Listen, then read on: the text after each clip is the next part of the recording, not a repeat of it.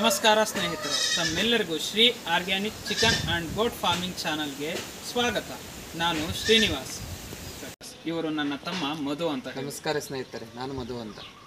ಸ್ನೇಹಿತರ, ಈ ದಿನ ನಾವು ವಿಡಿಯೋ ಮಾಡುವಂತಹ ಪ್ರಮುಖ ಉದ್ದೇಶ ಏನು ಅಂತ ನೋಡೋದಾದರೆ, ಹಲವಾರು ಜನ ನನ್ನ ಸ್ನೇಹಿತರು ಹಾಗೂ ಮೇಕೆ ಕುರಿ ಸಾಕಾಣಿಕೆದಾರರು ಹಾಗೂ ಯುವ ಜನತೆ ನನ್ನಲ್ಲಿ ಮೆಸೇಜ್ಗಳ ಮೂಲಕ ಆಗಿರಬಹುದು, ಫೋನ್ ಕಾಲ್ಗಳ ಮೂಲಕ ಆಗಿರ್ಬೋದು, ಅಥವಾ ನೇರವಾಗಿ ಭೇಟಿಯಾದಂಥ ಸಂದರ್ಭದಲ್ಲಿ ಕೇಳಿದಂತಹ ಅಧಿಕವಾದ ಪ್ರಶ್ನೆ ಏನು ಅಂತ ನೋಡೋದಾದರೆ, 3 ಮೇಕೆಗಳನ್ನು ನೀಡುವಂತಹ ಮೇಕೆಗಳನ್ನು ನಮಗೆ ಕೊಡಿ, ನಾವು ಮೇಯಿಸಬೇಕು ಅನ್ನೋದು ಹಲವಾರು ಮೇಕೆ ಸಾಕಾಣಿಕೆ ಕುರಿ ಸಾಕಾಣಿಕೆದಾರರ ಒಂದು ಅಭಿಲಾಷೆ ಆಗಿದೆ. ಆ ಕುರಿತಾಗಿ ಒಂದಷ್ಟು ನಮಗೆ ತಿಳಿದಂತಹ ಮಾಹಿತಿಯನ್ನು ತಮ್ಮೊಂದಿಗೆ ಹಂಚ್ಕೊಳ್ತೀವಿ. ನೋಡಿ ಸ್ನೇಹಿತರೆ, ಈ ದಿನ ನಾವು ಏನು ಮೇಕೆ ಸಾಕಾಣಿಕೆ ಮಾಡ್ತಾ ಇದ್ದೀವಿ, ಇದರಲ್ಲಿ 2 ರೀತಿಯಾಗಿ ಮೇಕೆ ಸಾಕಾಣಿಕೆ ಅಥವಾ ಕುರಿ ಸಾಕಾಣಿಕೆ ಮಾಡ್ತಾರೆ. ಒಂದು ವಿಚಾರ ಏನು ಅಂತ ನೋಡಿದಾಗ, ಫ್ಯಾಟ್ನಿಂಗ್ ಅಂತ ಏನು ಕರಿತೀವಿ, ಮೇಕೆಯನ್ನು ಕೊಬ್ಬಿಸಿ ಮಾರಾಟ ಮಾಡುವುದು ಒಂದು ನಿಟ್ಟಿನಲ್ಲಾದರೆ, ಮತ್ತೊಂದು ನಿಟ್ಟಿನಲ್ಲಿ ನೋಡೋದಾದರೆ ಬ್ರೀಡಿಂಗ್ ಸೆಷನ್ ಅಂತ ಕರಿತೀವಿ. ಈ ಮುಂಚೆನೇ ಹೇಳಿದ್ದೀನಿ, ಬ್ರೀಡಿಂಗ್ ಅಂದರೆ ಏನು, ತುಂಬು ಗರ್ಭದ ಮೇಕೆಗಳನ್ನು ತರೋದು, ಅದನ್ನು ಚೆನ್ನಾಗಿ ಸಾಕಾಣಿಕೆ ಮಾಡಿ ಅದರಿಂದ ಮರಿ ತೆಗೆದು ಅದನ್ನು ಸಾಕಾಣಿಕೆ ಮಾಡಿ ಒಂದು ಕಡೆ ನಮ್ಮ ಗುಂಪು ದೊಡ್ಡದಾಗ್ತಾ ಇರುತ್ತೆ, ಮತ್ತೊಂದು ಕಡೆ ಅದರಲ್ಲಿ ಬಂದಂತಹ ಗಂಡು ಮೇಕೆಗಳನ್ನು ಇತರರಿಗೆ ಮಾರಾಟ ಮಾಡಿ ನಾವು ಹಣ ಸಂಪಾದನೆ ಮಾಡೋದು. ಈ ಒಂದು ಬ್ರೀಡಿಂಗ್ ಸೆಷನ್ ಅಥವಾ ಮರಿ ಮಾಡಿಸಿ ಮೇಕೆಯನ್ನು ಏನು ಮಾರಾಟ ಮಾಡ್ತೀವಿ, ಇದರಲ್ಲಿ ಅಪಾರ ಸಾಧಕ ಬಾಧಕಗಳಿದ್ದಾವೆ. ಆ ಕುರಿತಾಗಿ ಒಂದಷ್ಟು ವಿಚಾರಗಳನ್ನು ತಮ್ಮೊಂದಿಗೆ ಹಂಚ್ಕೊಳ್ತೀವಿ. ಅದಕ್ಕೂ ಮುಂಚೆ ಬನ್ನಿ ನಮ್ಮ ಬ್ರೀಡಿಂಗ್ ಸೆಷನನ್ನು ತೋರಿಸ್ಕೊಳ್ತಾನೆ ವಿಚಾರಗಳನ್ನ ಹಂಚ್ತಾ ಹೋಗ್ತೀನಿ.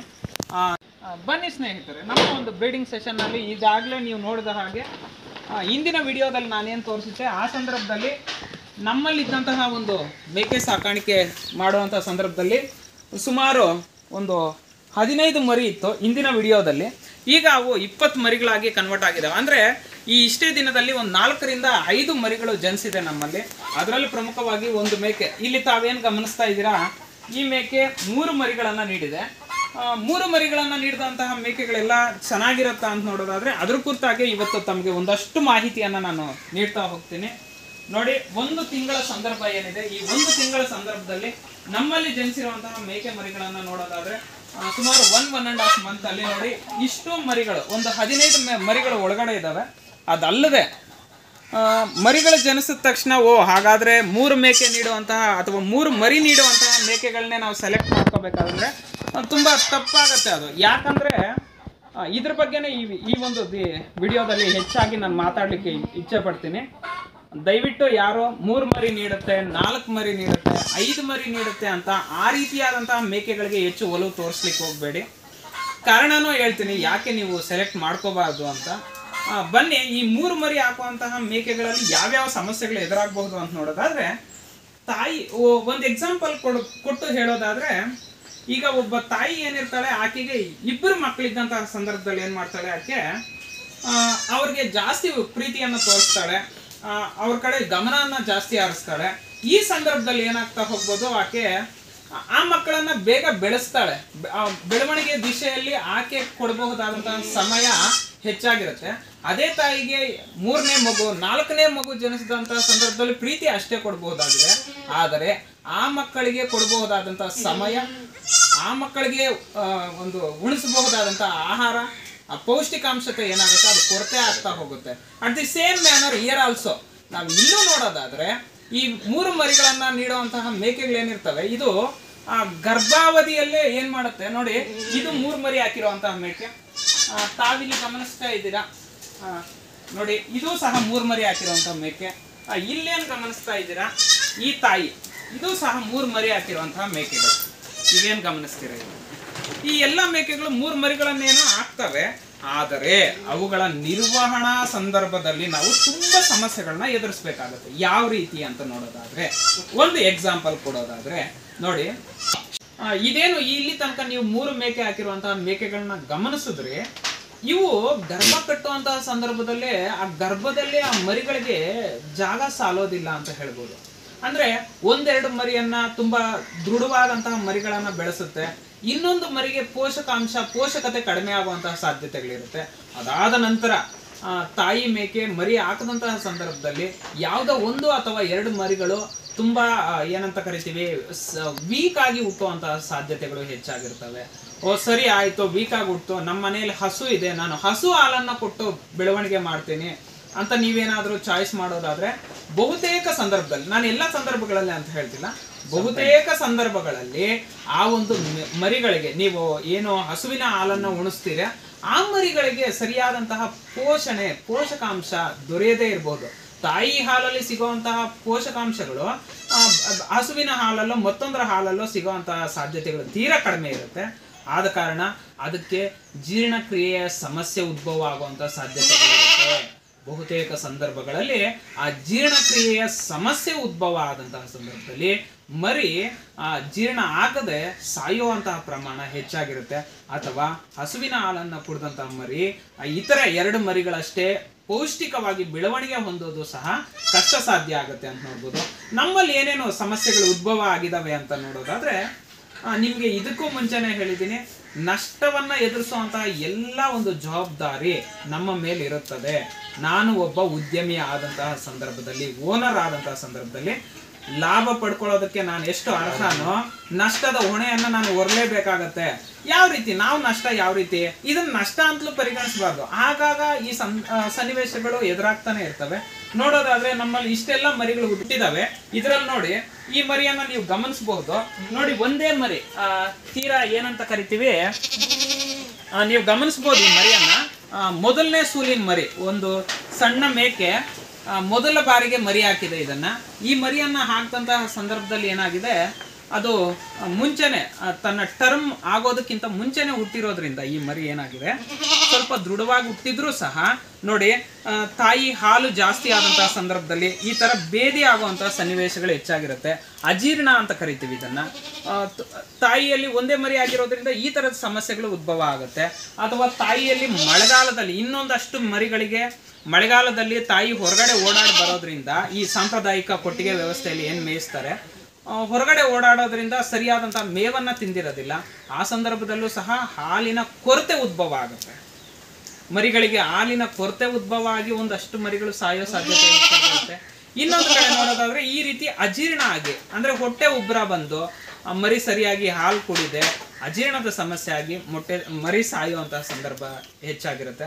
ಆದ್ದರಿಂದ ಇಂತಹ ಮರಿಗಳಿಗೆ ನೀವು ಏನು ಮಕ್ಕಳಿಗೆ ಬಳಸ್ತೀವಿ, ಗ್ರೈಪ್ ವಾಟರ್ ಅಂತ ಕರಿತೀವಲ್ಲ, ಆ ರೀತಿಯಾದಂತಹ ಗ್ರೈಪ್ ವಾಟರ್ನ ಕುಡಿಸೋದ್ರಿಂದನೂ ಸಹ ಮರಿಯನ್ನು ಉಳಿಸ್ಕೋಬಹುದಾಗಿದೆ. ಇನ್ನೂ ತೀರಾ ಏನು ಸಾಧ್ಯ ಏನಂತ ಕರಿಬಹುದು ಸಮಸ್ಯೆಗಳಿರುವಂತಹ ಮೇಕೆ ಮರಿಗಳನ್ನ ನೋಡೋದಾದ್ರೆ, ಇಲ್ಲಿ ನೋಡಿ, ಅದು ಏನು ಆ ಮೇಕೆ 3 ಮರಿ ಹಾಕಿತ್ತು, ಈ ಮುಂಚೆನೆ 1 ಮರಿ ಸತ್ತೋಯ್ತು. ಅದಾದ ನಂತರ ಇನ್ನೊಂದು ಮೇಕೆದು 3 ಮರಿ ಹಾಕಿದ್ದಂತಹ ಮರಿನೂ ಸತ್ತೋಯ್ತು. ಆ 2 ಮರಿಗಳು ಸಾಯ್ತು. ಈಗ ಆ ಮರಿ ವೀಕ್ ಆಗಿದೆ. ನೋಡಿ, ಆ ಒಂದು 3 ಮೇಕೆ ಮರಿ ಹಾಕಿರುವಂತಹ ಮೇಕೆಯಲ್ಲಿ ತಾವು ಇಲ್ಲಿ ಗಮನಿಸಬಹುದಾದ್ರೆ, ನೋಡಿ ಇಲ್ಲೊಂದು ಮರಿಯನ್ನು ಇಟ್ಟಿದ್ದೀವಿ, ತಾವು ಗಮನಿಸಬಹುದಾದ್ರೆ ನೋಡಿ, ತೀರಾ ತೃಷೆ ಆಗಿದೆ ಈ ಮರಿ, ವೀಕ್ ಆಗಿದೆ ಅಂತ ಕರೀಬಹುದು. ನೋಡಿ, ಇನ್ನೇನು ಸಾಯೋ ಹಂತದಲ್ಲಿದೆ ಈ ಮರಿ. ಆದ್ದರಿಂದ ಹುಟ್ಟದಂತಹ 20 ಮರಿಗಳು ಉಳಿಯುತ್ತೆ ಅನ್ನೋದು ಸುಳ್ಳಾಗುತ್ತೆ. ಆದಷ್ಟು ನಾವು ಮರಿಗಳ ಸಾವಿನ ಪ್ರಮಾಣವನ್ನು ಕಡಿಮೆ ಮಾಡೋ ದಿಶೆಯಲ್ಲಿ ಪ್ರಯತ್ನ ಮಾಡೋಣ, ನಮ್ಮ ಸಂಪೂರ್ಣತೆಯನ್ನು ವಹಿಸೋಣ. ಈ ರೀತಿ 1-2 ಮರಿಗಳು ಅಥವಾ 3-4 ಮರಿಗಳು ಸಾಯೋ ಪ್ರಮಾಣನೂ ಇರುತ್ತೆ. ಆ ಸಂದರ್ಭದಲ್ಲಿ ನೀವು ಯಾವುದೇ ಕಾರಣಕ್ಕೂ ಕಂಗೆಡಬಾರದು, ಹಿಂದೆಜ್ಜೆ ಹಾಕಬಾರದು. ಹಿಂದೆಜ್ಜೆ ಹಾಕದಂತಹ ಸಂದರ್ಭದಲ್ಲಿ ನೀವು ನಿಮ್ಮ ಒಂದು ವ್ಯಾಪಾರದಲ್ಲಿ ಅಥವಾ ಉದ್ದಿಮೆಯಲ್ಲಿ ಸಕ್ಸಸ್ ಕಾಣಲಿಕ್ಕೆ, ಜಯಶೀಲರಾಗೋದಕ್ಕೆ ಸಾಧ್ಯ ಇಲ್ಲ ಅಂತಲೇ ಹೇಳಬಹುದಾಗಿದೆ. ನೋಡಿ ಸ್ನೇಹಿತರೆ, ಆದ್ದರಿಂದ ನಾನು ಏನು ಸಜೆಸ್ಟ್ ಮಾಡ್ತೀನಿ ಅಂತ ನೋಡೋದಾದ್ರೆ, ಹಲವಾರು ಮೇಕೆ ಸಾಕಾಣಿಕೆದಾರರಿಗೆ, ಕುರಿ ಸಾಕಾಣಿಕೆದಾರರಿಗೆ, ನೀವು ಏನು 2 ಮರಿಯನ್ನ ಕೊಡುತ್ತೆ ಆ ರೀತಿಯಾದಂತಹ ಮೇಕೆಯನ್ನ ಆಯ್ಕೆ ಮಾಡ್ಕೊಳ್ಳೋದು ತುಂಬಾ ಸೂಕ್ತ ಅನ್ನೋದು ನನ್ನ ಅಭಿಪ್ರಾಯ. ಯಾಕಂದ್ರೆ ನೀವು 2 ಮರಿಯನ್ನ ಕೊಡುವಂತಹ ಮೇಕೆಯಲ್ಲಿ ಸಫಿಶಿಯಂಟ್ ಆಗಿ ಹಾಲಾಗುತ್ತೆ. 2 ಮರಿಗಳಿಗೆ ತಾಯಿ ನೆಮ್ಮದಿಯಾಗಿ ಹಾಲು ಉಣಿಸ್ತಾಳೆ. ಮತ್ತೆ ಅವುಗಳ ಗ್ರೋತ್ ರೇಟ್ ಅಂತ ಏನ್ ಕರಿತೀವಿ, ಬೆಳವಣಿಗೆಯ ದರ ಬೇಗ ಬರುತ್ತೆ. ಆದ್ದರಿಂದ ವರ್ಷಕ್ಕೆ ಏನು ಇಲ್ಲ ಅಂದ್ರೂ ಒಂದು 2 ಸಲ ಅಂತೂ ಮೇಕೆ ಮರಿ ಹಾಕೇ ಆಗುತ್ತೆ. ಹೆಚ್ಚು ಕಡಿಮೆ ಒಂದು 14 ತಿಂಗಳಲ್ಲಿ 2 ಬಾರಿ ಮರಿ ಹಾಕುತ್ತೆ ಮೇಕೆ. ಆ 2 ಬಾರಿ ಮರಿ ಹಾಕಿದಾಗ ಒಂದು 4 ಮರಿ ಆಗುತ್ತೆ. ಆ 4 ಮರಿಯನ್ನ ನೀವು ತುಂಬಾ ಸೂಕ್ತವಾಗಿ ಬೆಳವಣಿಗೆ ಮಾಡಿದಲ್ಲಿ ಮೇಕೆ ಸಾಕಾಣಿಕೆಯಲ್ಲಿ ಉತ್ತಮ ಲಾಭವನ್ನು ಗಳಿಸಬಹುದಾಗಿದೆ. ನೋಡಿ, ಇಲ್ಲೊಂದು ಮೇಕೆ ಇದೆ ನೋಡಿ, ಇದು 1 ಮರಿ ಕೊಟ್ಟಿದೆ. ಈ ಮರಿ ಏನಿದೆ, ಇದು 2 ದಿನ ಆಯ್ತು ಹುಟ್ಟಿ. ಇದರ ಪುಷ್ಟಿ ನೋಡಿ, ತಾಯಿ ಗರ್ಭದಲ್ಲಿ ಯಾವ ರೀತಿ ಸಾಕಾಣಿಕೆ ಮಾಡಿದೆ ಮರಿ ಅಂತ. ಇದು ಗಂಡು ಮರಿ ತುಂಬಾ ಪುಷ್ಟೀಕರಣವಾಗಿ ಸಾಕಾಣಿಕೆ ಮಾಡಿದೆ. ಅದೇ ನೀವು ನೋಡೋದಾದ್ರೆ ಇಲ್ಲಿ 3 ಮರಿಗಳಲ್ಲಿ ಇದ್ದಂತಹ ಒಂದು ಮರಿಯನ್ನ ನಿಮ್ಗೆ ತೋರಿಸೋದಾದ್ರೆ ನೋಡಿ, 3 ಮರಿಗಳನ್ನ ಹಾಕಿರುವಂತಹ ಮೇಕೆಯಲ್ಲಿರುವಂತಹ ಮರಿಯನ್ನು ನೋಡಿ, ಇದರ ಒಂದು ಪುಷ್ಟೀಕರಣದ ಪ್ರಮಾಣ ನೋಡಿ ಇಲ್ಲಿ ಬರ್ತಿದೆ ನೋಡಿ. ತಾಯಿ 3 ಮರಿಗಳಲ್ಲಿ ಇದೊಂದು ಮರಿ, ಇದು ಹುಟ್ಟಿ 4 ದಿನ ಆಗ್ತಾ ಇದೆ. ಇದರ ಒಂದು ಬೆಳವಣಿಗೆ ದರ ನೋಡಿ. ಈ ರೀತಿಯಾಗಿ ಮೇಕೆಗಳೇನಿದಾವೆ ಅವು 3 ಮರಿ ಆಗದಂತಹ ಸಂದರ್ಭದಲ್ಲಿ ತುಂಬಾ ವೀಕ್ ಇರುವಂತಹ ಮರಿಗಳನ್ನು ಕೊಡೋ ಸಾಧ್ಯತೆ ಇರುತ್ತೆ. ಆದ್ದರಿಂದ 2 ಮರಿಯನ್ನು ಕೊಡುವಂತಹ ಮೇಕೆಗಳನ್ನೇ ನೀವು ಆಯ್ಕೆ ಮಾಡೋದು ಸೂಕ್ತ ಅನ್ನೋದು ನನ್ನ ಒಂದು ಒಪಿನಿಯನ್ ಅಂತ ಹೇಳಲಿಕ್ಕೆ ಇಷ್ಟಪಡ್ತೀನಿ. ನೋಡಿ, ಈ ರೀತಿಯಾಗಿ ಈ ಒಂದು ಮರಿಗಳ ಒಂದು ನಿರ್ವಹಣೆಯಲ್ಲಿ ಲಾಭನೂ ಅಧಿಕವಾಗಿ ಇರುತ್ತೆ. ಒಂದು ಮರಿ ಒಂದು 6 ತಿಂಗಳು ನೀವು ಸಾಕಾಣಿಕೆ ಮಾಡಿದಂತಹ ಸಂದರ್ಭದಲ್ಲಿ ಸುಮಾರು 6 ರಿಂದ 7 ಸಾವಿರ ಅಥವಾ 8 ಸಾವಿರ ತನಕ ಇದರಿಂದ ಲಾಭ ಪಡೆಯಬಹುದು ನಾಟಿ ಮರಿಗಳನ್ನ ಸಾಕಾಣಿಕೆ ಮಾಡೋದ್ರಿಂದ. ಮತ್ತೆ ಮರಿ ಸಾವನ್ನ ಅಪ್ಪದಂತಹ ಸಂದರ್ಭದಲ್ಲಿ ನಷ್ಟವೂ ಸಹ ಅನುಭವಿಸಬಹುದಾಗಿದೆ. ಹುಟ್ಟದಂತಹ ಎಲ್ಲಾ ಮರಿಗಳು ನಿಮ್ಗೆ ಲಾಭಾಂಶನ ತಂದು ಕೊಡುತ್ತೆ ಅಂತ ಹೇಳಲಿಕ್ಕೆ ಬರೋದಿಲ್ಲ. ನಾನು ಈಗಾಗಲೇ ಹೇಳ್ದಂಗೆ ನಮ್ಮಲ್ಲಿ ಏನು ಈ ಒಂದು 2 ತಿಂಗಳಿಂದ 1.5-2 ತಿಂಗಳಿಂದ 20 ಮರಿಗಳು ಜನಿಸ್ತು. ಅದರಲ್ಲಿ ಈಗಾಗಲೇ 2 ಮರಿ ಸಾವನ್ನಪ್ಪಿದಾವೆ, 1-2 ಮರಿ ತುಂಬಾ ವೀಕ್ ಆಗಿದ್ದಾವೆ. ಇದ್ರ ಬಗ್ಗೆ ನಾವೇನು ಹೆಚ್ಚಾಗಿ ತಲೆ ಕೆಡಿಸ್ಕೊಳ್ಳೋದಿಲ್ಲ. ಯಾಕಂದ್ರೆ ಒಂದು ವ್ಯವಸ್ಥೆಯಲ್ಲಿ ನಾವು ನೋಡೋದಾದ್ರೆ ಎಲ್ಲವೂ ನಮಗೆ ದೊರಿಬೇಕು ಅಂದ್ರೆ ದೊರೆಯೋದಿಲ್ಲ ಖಂಡಿತವಾಗ್ಲೂ. ಆದ್ದರಿಂದ ಈ ರೀತಿಯಾಗಿ ಹಾಲನ್ನ ಪ್ರಮಾಣ ಕಡಿಮೆಯಾಗಿ ಒಂದಷ್ಟು ಮರಿಗಳು ಸಾವನ್ನಪ್ಪೋ ಸಾಧ್ಯತೆ ಇರುತ್ತೆ. ಮತ್ತೆ 3 ಮರಿ ಹಾಕದಂತಹ ಸಂದರ್ಭದಲ್ಲಿ 4-5 ಮರಿಗಳಾಗದಂತಹ ಸಂದರ್ಭದಲ್ಲಿ ಸಾವಿನ ಪ್ರಮಾಣ ಇರುತ್ತೆ. ಇನ್ನು ಮುಂದಕ್ಕೆ ಹೋಗಿ ನೋಡೋದಾದ್ರೆ ನಾನು ಏನ್ ಹೇಳಿದೆ ಇದುವರೆಗೂ, ಈ ರೀತಿಯಾಗಿ ಮರಿಗಳು ನೆಲದಲ್ಲಿ ಏನಾದ್ರೂ ಬಿಟ್ಟಂತಹ ಸಂದರ್ಭದಲ್ಲಿ ಮಣ್ಣನ್ನ ತಿಂದು ಸಾಯುವಂತಹ ಸನ್ನಿವೇಶಗಳನ್ನ ನೀವು ನೋಡ್ಬೋದು. ಅದನ್ನು ಮೀರಿ ಇನ್ನೂ ನೋಡೋದಾದ್ರೆ ಒಂದೇ ಮರಿ ಕೊಟ್ಟಂತಹ ಸಂದರ್ಭದಲ್ಲಿ ಹಾಲಿನ ಪ್ರಮಾಣ ಹೆಚ್ಚಾಗಿ ಜೀರ್ಣಕ್ರಿಯೆಯಲ್ಲಿ ಸಮಸ್ಯೆ ಉಂಟಾಗಿ ಮರಿ ಸಾಯುವಂತಹ ಸಾಧ್ಯತೆಗಳಿರುತ್ತೆ. ಇವನ್ನೆಲ್ಲ ಮೆಟ್ಟಿ ನಿಲ್ಲಬೇಕು. ಇವುಗಳನ್ನೆಲ್ಲ ಮೆಟ್ಟಿ ನಿಂತಾಗ ಮಾತ್ರನೇ ಒಬ್ಬ ಉದ್ಯಮಿದಾರ ತಾನು ಲಾಭದ ಒಂದು ದಿಶೆಯಲ್ಲಿ ಸಾಗೋದಕ್ಕೆ ಸಾಧ್ಯ ಅಂತಲೇ ಹೇಳ್ಬೋದು. ನೋಡಿ ಸ್ನೇಹಿತರೆ, ನಾವು ಇಲ್ಲಿನ ತನಕ ಏನು ಬ್ರೀಡಿಂಗ್ ಸೆಷನ್ ಅಲ್ಲಿ ಇದ್ವಿ, ಮರಿಗಳು ಒಂದು ತಾಯಿ ಮೇಕೆಗಳ ಬಗ್ಗೆ ಕುರಿತಾಗಿ ಒಂದಷ್ಟು ಮಾಹಿತಿ ಹಂಚ್ಕೊಂಡ್ವಿ. ಈಗ ನಮ್ದು ಇನ್ನೊಂದು ಸೆಷನ್ ಇದೆ. ಇಲ್ಲಿ ಈ ಶೆಡ್ನಲ್ಲಿ ನಾವು ಫ್ಯಾಟನಿಂಗ್ ಸೆಷನ್ ಅಂತ ಕರಿತೀವಿ. ಅಥವಾ ಸಾಮಾನ್ಯ ಮೇಕೆಗಳೆಲ್ಲ ಇಲ್ಲೇ ಇರ್ತವೆ, ಗಂಡುಗಳೊಟ್ಟಿಗೆ ಒಂದಷ್ಟು ಹೆಣ್ಣು ಮೇಕೆಗಳು ಇಲ್ಲಿರ್ತವೆ. ಈ ಫ್ಯಾಟನಿಂಗ್ ವಿಚಾರವಾಗಿ ತಮ್ಮ ಒಂದಷ್ಟು ಒಂದು ವಿಚಾರಗಳನ್ನು ತಮ್ಮೊಂದಿಗೆ ಹಂಚಿಕೊಳ್ಳಲು ಬಯಸ್ತಾ ಇದ್ದಾನೆ. ಆ ವಿಚಾರಗಳನ್ನು ಅವನೊಟ್ಟಿಗೆನೆ ಕೇಳೋಣ, ಬನ್ನಿ. ನಮಸ್ತೆ ಸ್ನೇಹಿತರೆ, ನಾವು ಈಗಾಗಲೇ ನಮ್ಮ ಅಣ್ಣ ಹೇಳಿದ ಹಾಗೆ 2 ಉದ್ದೇಶಕ್ಕಾಗಿ ನಾವು ಮೇಕೆ ಅಥವಾ ಕುರಿ ಸಾಕಾಣಿಕೆ ಮಾಡುತ್ತೇವೆ. ಒಂದು ಬಂದು ಬ್ರೀಡಿಂಗ್ ಅಂತ, ಅಂದರೆ ತಾಯಿ ಮೇಕೆಗಳನ್ನು ಸಾಕೋದ್ರಿಂದ ಅದರಿಂದ ಮರಿಗಳನ್ನು ಪಡೆದು ಆ ಮರಿಗಳನ್ನು ನಾವು ಸಾಕಾಣಿಕೆ ಮಾಡಿ ಮಾರಾಟ ಮಾಡೋದು. ಇನ್ನೊಂದು ಬಂದು ಫ್ಯಾಟನಿಂಗ್ ಅಂತ, ಅಂದರೆ ಕೊಬ್ಬಿಸುವುದು ಅಂತ. ಸೊ ಸ್ನೇಹಿತರೆ, ಇವತ್ತು ನಾನು ನಮ್ಮ ಅಣ್ಣ ಹೇಳಿದ ಹಾಗೆ 2ನೇ ಉದ್ದೇಶ ಬಂದು ಫ್ಯಾಟ್ನಿಂಗ್ ಅಂತ ಅಂದರೆ ಕೊಬ್ಬಿಸುವುದು. ಫಸ್ಟ್ ಬಂದು ಬ್ರೀಡಿಂಗ್, ಅದು ನಮ್ಮಣ್ಣ ಈಗಾಗಲೇ ನಿಮಗೆ ಸಂಪೂರ್ಣವಾಗಿ ಎಕ್ಸ್ಪ್ಲೈನ್ ಮಾಡಿದ್ದಾರೆ. ಸೆಕೆಂಡ್ ಬಂದು ಫ್ಯಾಟ್ನಿಂಗ್ ಅಂದರೆ ಕೊಬ್ಬಿಸುವುದು ಅಂತ.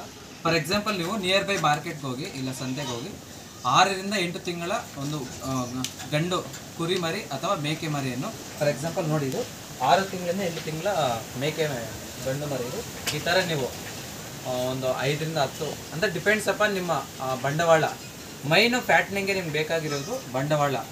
ಬ್ರೀಡಿಂಗ್ ಆದರೆ ನಿಮಗೆ ಅಷ್ಟೇನು ಬಂಡವಾಳ ಬೇಕಾಗಿರೋದಿಲ್ಲ. ಏಕೆಂದರೆ ಅಲ್ಲಿ ತಾಯಿ ಮರಿಯಿಂದ ನಮಗೆ ವರ್ಷಕ್ಕೆ 2 ರಿಂದ 4 ಮರಿಗಳನ್ನು ನಾವು ಪಡೆಯಬಹುದು. ಆದರೆ ಇದು ಬಂದು ನಾವು ಸೇಲಿಂಗ್ ಅಂದರೆ ಕಮರ್ಷಿಯಲ್ ಪರ್ಪಸ್ಗೋಸ್ಕರ ನಾವು ಮೇಕೆ ಗಂಡು ಮರಿಗಳನ್ನು ತಂದು ಅದನ್ನು ನಾವು ಒಳ್ಳೆಯ ಆಹಾರ ಲೈಕ್ ಜೋಳ ಮತ್ತು ಮಿನರಲ್ ಮಿಕ್ಸರ್, ಒಣಮೇವು ಮತ್ತು ಕಡಲೆ ಹೊಟ್ಟು, ಹುರುಳಿಕಾಳು ಹೊಟ್ಟು, ಸೊ ಮುಂತಾದ ಹಾಗೂ ಔಷಧಿಗಳನ್ನು ನೀಡಿ ನಮ್ಮ ಉದ್ದೇಶ ಏನಂದರೆ ಕೊಬ್ಬಿಸುವುದು.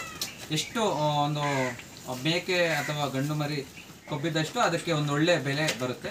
So main intention in fattening is ಒಳ್ಳೆ ಅಂದರೆ ಮಾರ್ಕೆಟ್ಗೆ ಹೋದಾಗ at least will get some good profit from selling. So for example ಸ್ನೇಹಿತರೆ, ಒಂದು ವೇಳೆ ನೀವು ಒಂದು 3 ತಿಂಗಳಿಂದ 6 ತಿಂಗಳ ಕಾಲ ಒಳ್ಳೆಯ ಒಂದು ಪೋಷಕಾಂಶ ಆಹಾರ ನೀಡಿದರೆ ಈ ಥರ ಮರಿಗಳು ನಿಮಗೆ ಈ ಥರ ಬನ್ನಿ ಸ್ನೇಹಿತರೆ ತೋರಿಸ್ತೀನಿ. ಈ ಥರ ನಿಮಗೆ ಬೆಳವಣಿಗೆ ಆಗುತ್ತೆ. ಇದು ಮಿನಿಮಮ್ ಇವಾಗ 18 ರಿಂದ 20 ಸಾವಿರವರೆಗೂ ನಿಮಗೆ ಮಾರ್ಕೆಟಲ್ಲಿ ನೀವು ಆರಾಮಾಗಿ ಮಾರ್ಬೋದು. ಸೊ ಮಿನಿಮಮ್ ಒಂದು ಒಂದು ಒಂದು ಮೇಕೆ ಮರಿ ಗಂಡು ಮರಿಯಿಂದ ನಿಮಗೆ ಮಿನಿಮಮ್ 5ರಿಂದ 10,000 ಲಾಭ ಪಡಿಬೋದು. ಅಂದರೆ within span of 6 to 8 months. ಇದು ಡಿಪೆಂಡ್ಸ್ ಅಪಾನ್ ನೀವು ಯಾವ ಥರ ಅದನ್ನು ಬೆಳೆಸ್ತಿರೋ ಅನ್ನೋದ್ರ ಮೇಲೆ ಡಿಪೆಂಡ್ ಆಗಿರುತ್ತೆ.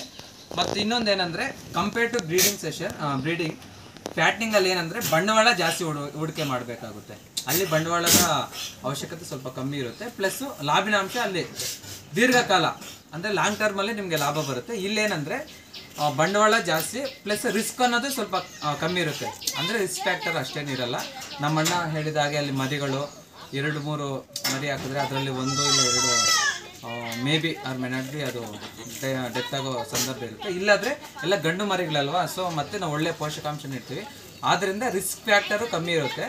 ಸೊ ರಿಸ್ಕ್ ಕಮ್ಮಿ ಇದ್ದಾಗ ನಿಮಗೆ ಲಾಭ ಕೂಡ ಅಷ್ಟು ಜಾಸ್ತಿ ಬರುತ್ತೆ ಅಂತ ನಾವು ಎಕ್ಸ್ಪೆಕ್ಟ್ ಮಾಡೋಕ್ಕಾಗಲ್ಲ. But you definitely will get good amount of profit.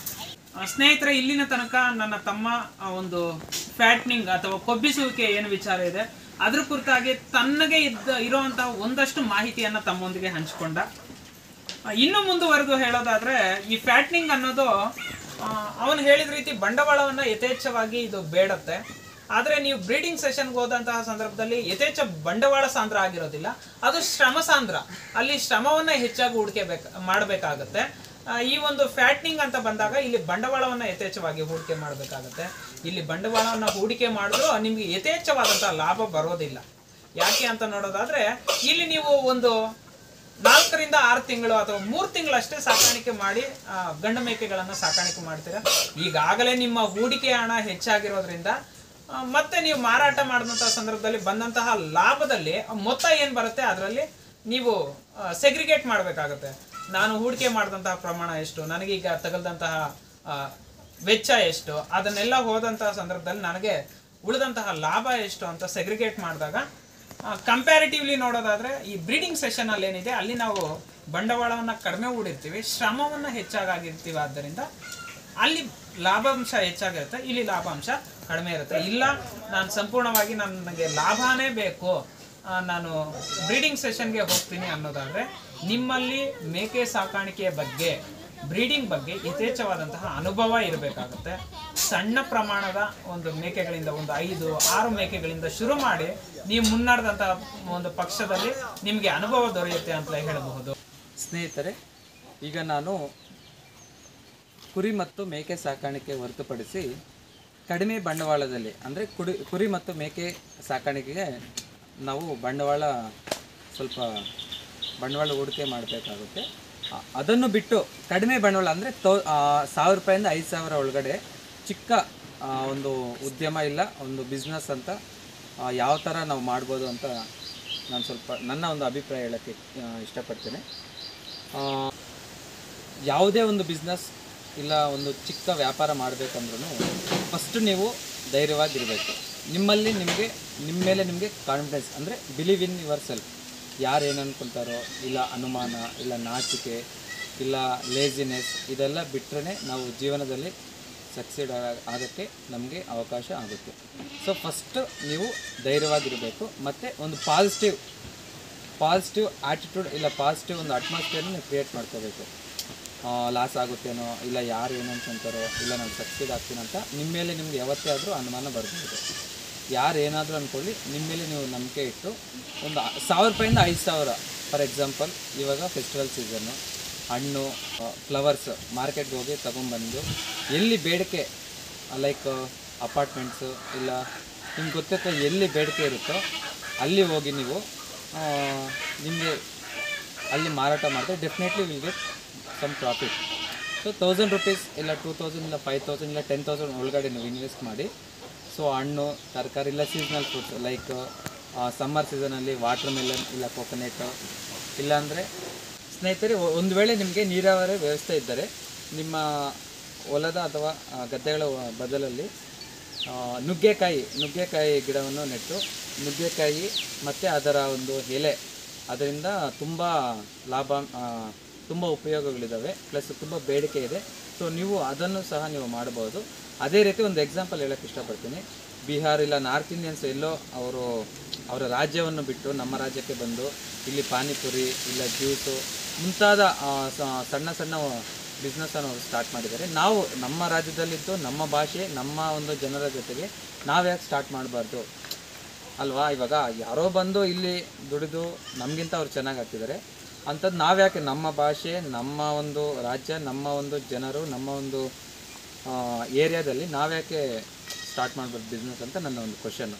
ದಯವಿಟ್ಟು ಯಾರು ನನಗೆ ಉದ್ಯೋಗ ಸಿಗ್ತಿಲ್ಲ ಇಲ್ಲ ನನಗೆ ಏನು ಮಾಡೋಕ್ಕಾಗ್ತಿಲ್ಲ ಅಂತ ಯಾರು ಓವರ್ ಥಿಂಕ್ ಮಾಡ್ತಿದ್ದಾರೋ ದಯವಿಟ್ಟು ಥಿಂಕ್ ಮಾಡಿ ಒಂದು ಸಲ. ನಿಮ್ಮ ಮೇಲೆ ನಿಮಗೆ ನಂಬಿಕೆ ಇರಲಿ. ಏನೇ ಮಾಡಿದ್ರೂ ಧೈರ್ಯವಾಗಿ ಒಂದು ಪಾಸಿಟಿವ್ ಒಂದು ಮೈಂಡ್ಸೆಟ್ಟಿಂದ ನೀವು ಸ್ಟಾರ್ಟ್ ಮಾಡಬೇಕು. ಪ್ಲಸ್ ಏನಂದರೆ ವಿತೌಟ್ ರಿಸ್ಕ್ ನಾವೇನು ಇದು ಮಾಡೋಕ್ಕಾಗಲ್ಲ. ಸೊ ರಿಸ್ಕ್ ತಗೊಂಡೆ ಲೈಫಲ್ಲಿ ನಾವು ಬಿಸ್ನೆಸ್ಸನ್ನು ಸ್ಟಾರ್ಟ್ ಮಾಡಬೇಕು. ಸ್ನೇಹಿತರೆ, ಇನ್ನೊಂದು ಕೆಲವೊಂದು ಯಾವ ಥರ ನಾವು ಸಣ್ಣ ಒಂದು ಬಿಸ್ನೆಸ್ ಸ್ಟಾರ್ಟ್ ಮಾಡೋಕ್ಕೆ ಕೆಲವೊಂದು ಎಕ್ಸಾಂಪಲನ್ನು ನಾನು ಹೇಳೋಕ್ಕೆ ಇಷ್ಟಪಡ್ತೀನಿ. ಫೋಟೋಶೂಟ್, ಒಂದು ಫೋಟೋಶೂಟ್ ಇಟ್ಕೊಳ್ಳಿ. ಸೊ ಅದರಲ್ಲಿ ಒಂದು ಪ್ಯಾಷನ್, ಏನೇ ಮಾಡಿ ನೀವು ಏನು ಮಾಡ್ತೀರೋ ಅದನ್ನ ಮನಸ್ಫೂರ್ತಿಯಾಗಿ ಇಷ್ಟಪಟ್ಟು, ಲವ್ ಯುವರ್ ಜಾಬ್ ಅಂದರೆ ನೀವು ಏನು ಮಾಡ್ತೀರೋ ಅದನ್ನ ಇಷ್ಟಪಟ್ಟು ಮಾಡಿ ಡೆಫಿನೆಟ್ಲಿ ಒಂದು ಒಳ್ಳೆ ರಿಸಲ್ಟ್ ಸಿಗುತ್ತೆ. ಮತ್ತು ಪ್ಲಮ್ಮಿಂಗು ಇಲ್ಲ ಎಲೆಕ್ಟ್ರಿಷಿಯನ್ನು ಈ ಥರ ತುಂಬ ಅಂದರೆ ಪ್ರೋಆಕ್ಟಿವ್ ಸ್ಕಿಲ್ಸ್ ಅಂತ ಇದೆ ಲೈಫಲ್ಲಿ. ಯಾರು ಆ್ಯಕ್ಟಿವ್ ಆಗಿ those who will learn they will grow. Always have a growth mindset ಅಂತಾರೆ. ಅಂದರೆ ಯಾವಾಗಲೇ ಆದರೂ ನಾವು ಬೆಳವಣಿಗೆ ಆಗುವಂಥ ಒಂದು ಮನೋಭಾವನೆಯನ್ನು ಬೆಳೆಸ್ಕೋಬೇಕು. ಕೆಲವರು ಇರ್ತಾರೆ, ಏನು ಬಿಡಪ್ಪ, ಯಾವಾಗಲೂ ನೆಗೆಟಿವ್, ಆಲ್ವೇಸ್ ನೆಗೆಟಿವ್. ಏನಾದರೂ ಒಂದು ಮಾಡೋಕ್ಕೆ ಹೋದ್ರೂ ಬೇಡ, ನನ್ನ ಕೈಲಾಗಲ್ಲ, ಸೋಂಬೇರಿತನ. ಇಂಗ್ಲೀಷಲ್ಲೂ ಒಂದು ಪ್ರಾವರ್ಬ್ ಇದೆ, everything is possible if you are crazy, nothing is possible if you are lazy ಅಂತ. ಅಂದರೆ ನೀವು ಲೇಜಿಯಾಗಿದ್ದು ಈ ಸೋಷಿಯಲ್ ಮೀಡ್ಯಾದಲ್ಲಿ ಯಾವಾಗಲೂ ಮೊಬೈಲ್ ಸ್ಕ್ರೋಲಿಂಗ್ ಮಾಡಿಕೊಂಡು ಮಾಡಿ ಅದಕ್ಕೊಂದು ಟೈಮ್. ಇವಾಗ ನಾನು ಉದ್ಯೋಗ ಮುಗಿಸ್ಕೊಂಡು ಒಂದು 5ರಿಂದ 10 ನಿಮಿಷ ಇಲ್ಲ ಒಂದು ಹಾಫ್ ಆನ್ ಅವರ್ ಅಷ್ಟೇ. ಎಷ್ಟು ಕೊಡಬೇಕು ಅಷ್ಟೇ ಕೊಡಬೇಕು. ಅಂದರೆ ಯಾವಾಗಲೂ ಅದೇ ಸೋಷಿಯಲ್ ಮೀಡ್ಯಾದಲ್ಲಿ ಫೇಸ್ಬುಕ್ಕು, ಇನ್ಸ್ಟಾ, ಯೂಟ್ಯೂಬ್, ವಾಟ್ಸಪ್ ಈ ಥರ ಟೈಮು ಕಾಲಹರಣ ಮಾಡೋದಕ್ಕಿಂತ ಯೂಸ್ ಮಾಡ್ಕೊಳ್ಳಿ. ಅಂದರೆ ನಾವು ಯಾವ ಥರ ಟೆಕ್ನಾಲಜಿನ ಯೂಸ್ ಮಾಡ್ಕೊಂತೀವೋ ಅದ್ರ ಮೇಲೆ ಡಿಪೆಂಡ್ ಆಗಿರುತ್ತೆ. So it depends upon how we will use the technology. So ಈ ಸೋಂಬೇರಿತನ ಬಿಟ್ಟು ನಿಮ್ಮ ಮೇಲೆ ನಿಮ್ಗೆ ನಂಬಿಕೆ ಇಟ್ಟು, ಬಿಲೀವ್ ಇನ್ ಸೆಲ್ಫ್ ಅಂದರೆ ನಿಮ್ಮ ಮೇಲೆ ನಿಮಗೆ ನಂಬಿಕೆ ಇಟ್ಟು ಸ್ಟಾರ್ಟ್ ಮಾಡಿ. ಸಣ್ಣ ಉದ್ಯಮ ಆದರೂ ಪರವಾಗಿಲ್ಲ, ಹೆದರಬೇಡಿ. ಪ್ಲಸ್ ನಷ್ಟ ಬರುತ್ತೆ ಅಂತ ಹೆದರಬೇಡಿ. ಉದ್ಯಮ ಅಥವಾ ಬಿಸ್ನೆಸ್ ಅಂದ್ರೇ ರಿಸ್ಕ್, ರೊಮ್ಯಾನ್ಸ್ ವಿತ್ ರಿಸ್ಕ್ ಅಂತಾರಲ್ವ ಆ ಥರ. So of course no risk no reward. ಅಂದರೆ ರಿಸ್ಕ್ ಇಲ್ಲ ಅಂದರೆ ವಿ ಕಾಂಟ್ ಗೆಟ್ ಸಕ್ಸೀಡ್. ಆದ್ದರಿಂದ ನೀವು ಧೈರ್ಯವಾಗಿ ನಿಮ್ಮ ಮೇಲೆ ನಿಮಗೆ ನಂಬಿಕೆ ಇಟ್ಟು ನಾನು ಮಾಡಬಲ್ಲೆ ಎಂದು always believe in yourself ಅಂದರೆ ನಿಮ್ಮ ಮೇಲೆ ನಿಮಗೆ ನಂಬಿಕೆ ಇಟ್ಟು ಸ್ಟಾರ್ಟ್ ಮಾಡಿ. Definitely will succeed. Thank you ಸ್ನೇಹಿತರೆ. ನೋಡಿ ಸ್ನೇಹಿತರೆ, ಇಲ್ಲಿವರೆಗೂ ಏನೇನು ಎಲ್ಲ ಸಣ್ಣ ಬಿಸ್ನೆಸ್ಗಳ ಬಗ್ಗೆ ನನ್ನ ತಮ್ಮ ವಿವರಣೆ ನೀಡಿದ್ದಾನೆ. ಅದ್ರ ಜೊತೆಗೆ ಇನ್ನೂ ಒಂದಷ್ಟು ತಾವೇನಾದರೂ ಹಳ್ಳಿಲಿರೋದಾದರೆ ಒಂದಷ್ಟು ಕಾರ್ಯಗಳನ್ನು ಕೈಗೊಳ್ಬೋದು ಅಥವಾ ಒಂದಷ್ಟು ಬಿಸ್ನೆಸ್ಗಳನ್ನು ನಾವು ಟೇಕಪ್ ಮಾಡಬಹುದಾಗಿದೆ. ಇಲ್ಲ ನಾನು ಅರೆನಗರ ಪ್ರದೇಶ ಅಥವಾ ನಗರ ಪ್ರದೇಶದಲ್ಲಿ ವಾಸ ಮಾಡ್ತಾ ಇದ್ದೀನಿ ಅಂದರೆ ನನ್ನಲ್ಲಿ ಹಣ ಇಲ್ಲ, ನನಗೆ ಖರ್ಚಿಗೆ ಹಣ ಬೇಕು. ಇಂತಹ ಸಂದರ್ಭದಲ್ಲಿ ನಾಚಿಕೆ, ಭಯ, ಬಿಂಕ ಇವೆಲ್ಲದನ್ನು ಬಿಡಬೇಕು. ಯಾವುದೇ ಒಂದು ಬಿಸ್ನೆಸ್ಸಲ್ಲಿ ನಾನು ತೊಡಕೊಳ್ತೀನಿ ಅನ್ನೋದಾದರೆ ಸಂಪೂರ್ಣವಾಗಿ ನನ್ನಲ್ಲಿ ಹಣ ಗಳಿಸೋ ಅಂತಹ ಉತ್ತಮ ಮಾರ್ಗದಲ್ಲಿ, ಯಾವುದೇ ಕೆಟ್ಟ ಮಾರ್ಗವನ್ನು ಆಯ್ಕೆ ಮಾಡ್ಕೋಬೇಡಿ. ಏನೇನನ್ನು ಮಾಡಬಹುದು ಅರೆನಗರ ಪ್ರದೇಶ ಅಥವಾ ಸಿಟಿ ಝೋನ್ ಅಂತ ಏನಿದೆ ಇಲ್ಲಿ ನೋಡಿ. ಇವತ್ತು ಹಲವಾರು ಯುವಜನತೆ ಮನೆ ಹತ್ರನೇ ಹೋಗಿ ಕಾರ್ ವಾಶ್ ಮಾಡಿಕೊಡ್ತಾರೆ, ಇದರಿಂದ ಹಣ ಗಳಿಸ್ತಾ ಇದ್ದಾರೆ. ಅಂದರೆ ಅವರ್ಸಲ್ಲ ಹಣ ಗಳಿಸ್ಬೋದಾಗಿದೆ. ಸಿಂಟ್ಯಾಕ್ಸ್ಗಳನ್ನು ಕ್ಲೀನ್ ಮಾಡ್ತಾ ಇದ್ದಾರೆ, ಸಂಪ್ ಕ್ಲೀನಿಂಗ್ಗಳನ್ನು ಮಾಡ್ತಾ ಇದ್ದಾರೆ. ಅದಕ್ಕೊಂದಷ್ಟು ಮಷಿನರೀಸ್ ಬರುತ್ತೆ. ಆ ಯಂತ್ರಗಳನ್ನು ನೀವು ಒನ್ ಟರ್ಮಲ್ಲಿ ಒಂದು 5-10 ಸಾವಿರದ ಅದರ ಮೇಲೆ ಹೂಡಿಕೆ ಮಾಡಿ ತಗೊಂಡಂತಹ ಸಂದರ್ಭದಲ್ಲಿ ನಿಮ್ಮದೇ ಆದಂಥ ಒಂದು ಸಣ್ಣ ಪ್ರಮಾಣದಲ್ಲಿ ಒಂದು ಯೂನಿಟ್ನ ಕಟ್ಕೊಂಡು ಒಂದಷ್ಟು ಜನ ಅಡ್ವರ್ಟೈಸ್ಮೆಂಟ್ ತುಂಬ ಮುಖ್ಯ ಆಗುತ್ತೆ. ಒಂದಷ್ಟು ಜನ ತಿಳಿದವ್ರಿಗೆ ಹೇಳಿ, ಸ್ನೇಹಿತರಿಗೆ ಹೇಳಿ, ನಾನು ಈ ಕೆಲಸ ಮಾಡ್ತಾ ಇದ್ದೀನಿ, ನಿಮಗೆ ಯಾರಾದರೂ ಗೊತ್ತಿದ್ರೆ ಅಪಾರ್ಟ್ಮೆಂಟ್ಗಳ ಹತ್ರ ಅಥವಾ ಒಂದು ಕಮರ್ಷಿಯಲ್ ಏರಿಯಾ ಇರ್ಬೋದು ಅಥವಾ ಅಫಿಷಿಯಲ್ಸ್ ಇರೋವಂತಹ ಏರಿಯಾ ಏನಿದೆ ಆ ಏರಿಯಾಗೆ ಹೋಗಿ ಒಂದಷ್ಟು ಪೋಸ್ಟರ್ಗಳನ್ನ ಅಂಟಿಸಿ, ನಾನು ಪೇಂಟಿಂಗ್ ಮಾಡ್ತೀನಿ ಅಥವಾ ನಾನು ಇನ್ನೇನೋ ಸಿಂಟ್ಯಾಕ್ಸ್ ಕ್ಲೀನ್ ಮಾಡ್ತೀನಿ ಅಥವಾ ನಾನು ಮತ್ತೊಂದು ಕೆಲಸ ಮಾಡ್ತೀನಿ. ತುಂಬ ವೃತ್ತಿಗಳಿದ್ದಾವೆ. ಮನಸ್ಸು ಮಾಡಿ ಮುನ್ನುಗ್ಗಬೇಕಷ್ಟೇ. ಮಾಡೋವನಿಗೆ ಜಗತ್ತಲ್ಲಿ ಯಾವುದೂ ಅಡ್ಡ ಇಲ್ಲ, ಎಲ್ಲವನ್ನೂ ಮಾಡಬಹುದು, ಹಣ ಗಳಿಸ್ಬೋದು. ಬದುಕೋದಕ್ಕೆ 100 ಮಾರ್ಗಗಳು, 1-2 ಮಾರ್ಗಗಳಲ್ಲ. ಆದರೆ ನಾವು ಒಂದು ಒಳ್ಳೆಯ ಒಂದು ಉತ್ಸುಕತೆ ಇಟ್ಕೊಂಡು ಒಳ್ಳೆಯ ಕಾರ್ಯದಲ್ಲಿ ಉತ್ತಮ ಮನಸ್ಸಿನಿಂದ ನಮ್ಮ ಹೆಜ್ಜೆಯನ್ನು ಮುಂದಾಕಬೇಕಷ್ಟೇ. ಈ ರೀತಿಯಾಗಿ ಯಾಕೆ ಜನ ಈ ಕಡೆ ಒಲವು ತೋರಿಸ್ತಿಲ್ಲ ಅಂತ ನೋಡೋದಾದರೆ ಮೇಜರಾಗಿ ನಿಮಗೆ ಒಂದು ಚೂರು ಟಾಪಿಕ್ ಹೇಳ್ತಾ ಹೋಗ್ತೀನಿ ನೋಡಿ. 1813 1833ರಲ್ಲಿ ನಮ್ಮ ಭಾರತವನ್ನು ಏನು ಬ್ರಿಟಿಷರು ಆಳ್ವಿಕೆ ಮಾಡ್ತಾಯಿದ್ರು, ಆ ಸಂದರ್ಭದಲ್ಲಿ ತಮ್ಮ ಕಾರ್ಯಕಲಾಪಗಳಿಗೋಸ್ಕರ ತಮ್ಮ ಕೆಲಸಗಳಿಗೋಸ್ಕರ ಭಾರತೀಯರಿಗೆ ಇಂಗ್ಲೀಷ್ ಎಜುಕೇಷನ್ನ ನೀಡ್ತಾರೆ. ಅವರು ಇಂಗ್ಲೀಷ್ ಶಿಕ್ಷಣವನ್ನು ಇಂಪ್ಲಿಮೆಂಟೇಷನ್ ಮಾಡ್ತಾ ಹೋಗ್ತಾರೆ. ಆ ಸಂದರ್ಭ ಏನಿದೆ, ಅಲ್ಲಿಂದ ವಿದ್ಯೆಯನ್ನು ಪಡ್ಕೊಂಬಂದಂತಹ ನಾವೇನಿದ್ದೀವಿ, ಆ ವಿದ್ಯೆ ಯಾವ ರೀತಿ ಸಂಪೂರ್ಣವಾಗಿ ಮೋಲ್ಡ್ ಆಗಿತ್ತು ಅಂತ ನೋಡೋದಾದರೆ, ಕೇವಲ ಆ ವಿದ್ಯೆಯನ್ನು ಪಡೆದವನಲ್ಲಿ ತಾನೊಬ್ಬ ಉದ್ಯೋಗಿ ಆಗಬೇಕು, ಮುಂದೆ ಉದ್ಯೋಗಕ್ಕಾಗಿ ಶಿಕ್ಷಣ, ಈ ರೀತಿಯಾಗಿ ಅವರು ಶಿಕ್ಷಣ ನೀಡೋದಕ್ಕೆ ಶುರು ಮಾಡಿದ್ರು. ಅವರ ಶಿಕ್ಷಣ ವ್ಯವಸ್ಥೆ ಆಗಿತ್ತು. ಅದೇ ಮುಂದುವರ್ಕೊಂಡ್ಬಂದು ಇವತ್ತಿಗೂ ಸಹ ನಮ್ಮ ಶಿಕ್ಷಣ ವ್ಯವಸ್ಥೆ ಏನು ಹೆಚ್ಚಾಗಿ ಬದಲಾಗಿಲ್ಲ.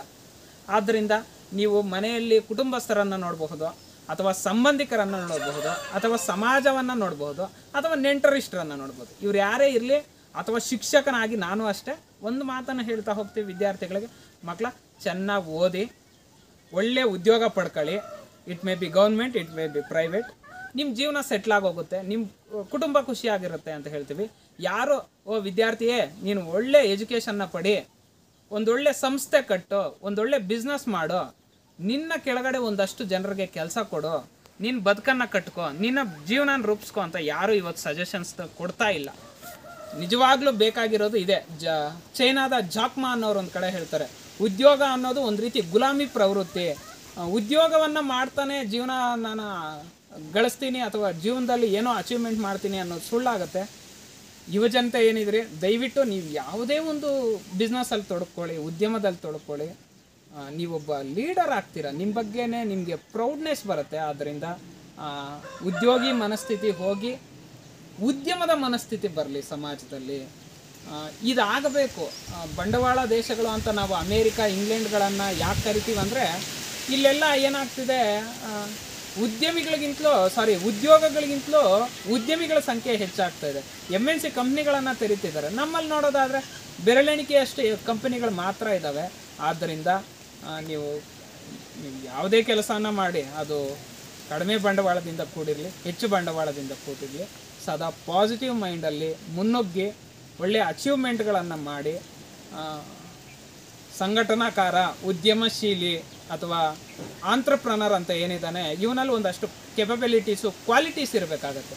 ವಿಚಾರ ಆಲ್ ದೋಸ್ ಅಂತ ನೋಡೋದಾದರೆ ಅವು ಯಾವೆಲ್ಲ ಅಂತ ನೋಡೋದಾದರೆ, ತನ್ನ ಎಂಪ್ಲಾಯಿಗಳನ್ನು ಚೆನ್ನಾಗಿ ಇಟ್ಕೋಬೇಕು, ಅವ್ರ ಜೊತೆ ಒಳ್ಳೆ ಬಾಂಡಿಂಗ್ನ ಮೇಂಟೈನ್ ಮಾಡಬೇಕು. ಈಗ ನೀನು ಯಾವುದೋ ಒಂದು ಸಣ್ಣ ಕೆಲಸ ಮಾಡ್ತಿದ್ದೀವಿ, ನಿಮ್ಮ ಜೊತೆ ಒಂದಷ್ಟು ಸ್ನೇಹಿತರು ಬರ್ತಿದ್ದಾರೆ ಕೆಲಸಗಾರರಾಗಿ, ಅವ್ರಿಗೆ ಒಳ್ಳೆ ಸಮಯ ಕೊಡು, ಅವ್ರ ಜೊತೆ ಚೆನ್ನಾಗಿ ನಡೆದುಕೋ. ಅದರೊಟ್ಟೊಟ್ಟಿಗೆ ಶಿಸ್ತನ್ನು ಬೆಳೆಸು, ಅವರಲ್ಲಿ ಸಮಯ ಪಾಲನೆ, ಟೈಮ್ ಸೆನ್ಸ್ನ ಬೆಳೆಸು. ಅದರ ಜೊತೆಗೆ ಅವ್ರಿಗೊಂದಷ್ಟು ಟ್ರೈನಿಂಗ್ ಕೊಡು, ಕೆಲಸದ ಬಗ್ಗೆ ಸ್ಕಿಲ್ಲನ್ನು ಬೆಳೆಸು, ಅವರಲ್ಲಿ ನೀನು ಸ್ಕಿಲ್ ಪಡಿ. ಅದ್ರ ಜೊತೆಗೆ ಅವ್ರಿಗೆ ಸರಿಯಾದ ಸಂದರ್ಭಕ್ಕೆ ಏನು ಕೊಡಬೇಕು ಅದನ್ನು ಕೊಡು.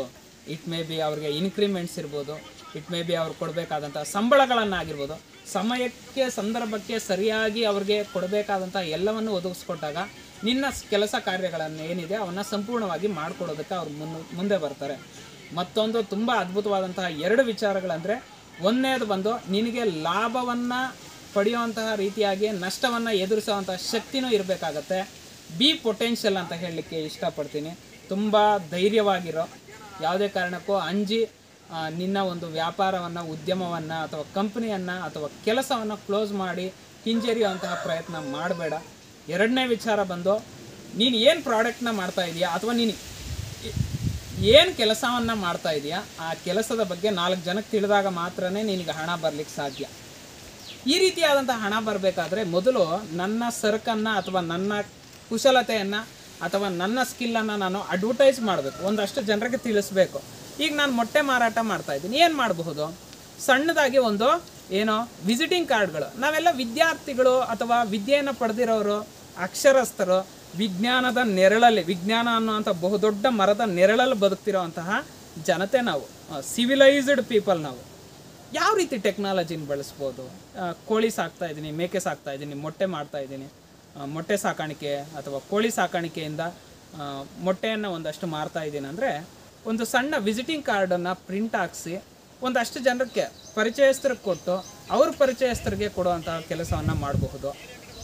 ಅಥವಾ ಪಾಂಪ್ಲೆಟ್ಗಳನ್ನು ಪ್ರಿಂಟ್ ಮಾಡಿಸಿ ಜನನಿಬಿಡ ಪ್ರದೇಶಗಳು ಅಥವಾ ಏನು ಅಫಿಷಿಯಲ್ ಇರುವಂತಹ ಝೋನ್ ಇರುತ್ತೆ ಅಲ್ಲಿ ನಾವು ಆರ್ಗ್ಯಾನಿಕ್ ಆಗಿ ಈ ರೀತಿ ಮಾಡ್ತಾ ಇದ್ದೀವಿ, ದಯವಿಟ್ಟು ತಮಗೆ ಬೇಕಾದಲ್ಲಿ ಸಂಪರ್ಕಿಸಿ ಅಂತ ಹೇಳ್ಬಿಟ್ಟು ಒಂದಷ್ಟು ಪಾಂಪ್ಲೆಟ್ಗಳನ್ನು ಹಂಚಿ ಇನ್ನೂ ಒಳ್ಳೆ ಇವತ್ತು ನಾವು ಸೋಷಿಯಲ್ ಮೀಡಿಯಾ ಜಗತ್ತಲ್ಲಿದ್ದೀವಿ. ಇದನ್ನು ಯಾವ ರೀತಿ ಬಳಸ್ಕೋಬೋದು, ಇದು ತುಂಬ ಇದಕ್ಕೆ ಯಾವುದೇ ವೆಚ್ಚ ತಗೊಳ್ಳೋದಿಲ್ಲ. ಯೂಟ್ಯೂಬ್ಗಳಲ್ಲಿ ಆ್ಯಡ್ಗಳನ್ನು ಕೊಡಿ, ಇನ್ಸ್ಟಾಗ್ರಾಮ್ಗಳಲ್ಲಿ ನಿಮ್ಮ ಒಂದು ಪೋಸ್ಟರ್ನ ಹಾಕಿ, ಫೇಸ್ಬುಕ್ಕಲ್ಲಿ ನಿಮ್ಮ ಪೋಸ್ಟರ್ಗಳನ್ನು ಹಾಕಿ, ಅದರೊಟ್ಟೊಟ್ಟಿಗೆ ವಾಟ್ಸಪ್ಪಲ್ಲಿ ಪೋಸ್ಟರ್ ಹಾಕಿ, ಇದೆಲ್ಲದರ ಮೂಲಕ ಸಹ ಒಳ್ಳೆಯ ಒಂದು ರೀತಿಯಾದಂತಹ ನೀವು ಅಡ್ವರ್ಟೈಸ್ಮೆಂಟ್ನ ಕ್ರಿಯೇಟ್ ಮಾಡ್ಕೊಂಡಾಗ ಇಂದಲ್ಲ ನಾಳೆ ನಿಮ್ಮ ಒಂದು ಉತ್ಪನ್ನಕ್ಕೆ ಅಥವಾ ನಿಮ್ಮ ಒಂದು ಸ್ಕಿಲ್ಗೆ ಅಥವಾ ನಿಮ್ಮ ಒಂದು ಕಾರ್ಯಕ್ಕೆ ಒಂದು ರೀತಿಯಾದಂತಹ ಒಂದು ಬೇಡಿಕೆ ಹರಿದು ಬರುತ್ತೆ ಅಂತ ಹೇಳಲಿಕ್ಕೆ ಇಚ್ಛೆ ಪಡ್ತೀನಿ. ನೋಡಿ ಸ್ನೇಹಿತರೆ, ಇದರೆಲ್ಲರ ಒಟ್ಟೊಟ್ಟಿಗೆ ನಮ್ಮಲ್ಲಿ ಮುಂಚೆನೇ ತಮಗೆ ತಿಳಿದ ಹಾಗೆ ಒಂದಷ್ಟು ಕೋಳಿ ಮೊಟ್ಟೆಗಳ ಒಂದು ಮಾರಾಟದ ವ್ಯವಸ್ಥೆನೂ ಇದೆ ಅಂತ ತಮಗೆ ಗೊತ್ತೇ ಇದೆ. ಕೋಳಿ ಮೊಟ್ಟೆಗಳಿದ್ದಾವೆ ಇಲ್ಲಿ ತಾವು ಗಮನಿಸ್ಬೋದು. ನೋಡಿ, ಇಲ್ಲೊಂದು 2 ಮೊಟ್ಟೆ ಇಟ್ಟಿದೆ. ಇಲ್ಲಿ ನೋಡೋದಾದರೆ ಇಲ್ಲೊಂದು 3 ಮೊಟ್ಟೆ ಇಟ್ಟಿದೆ.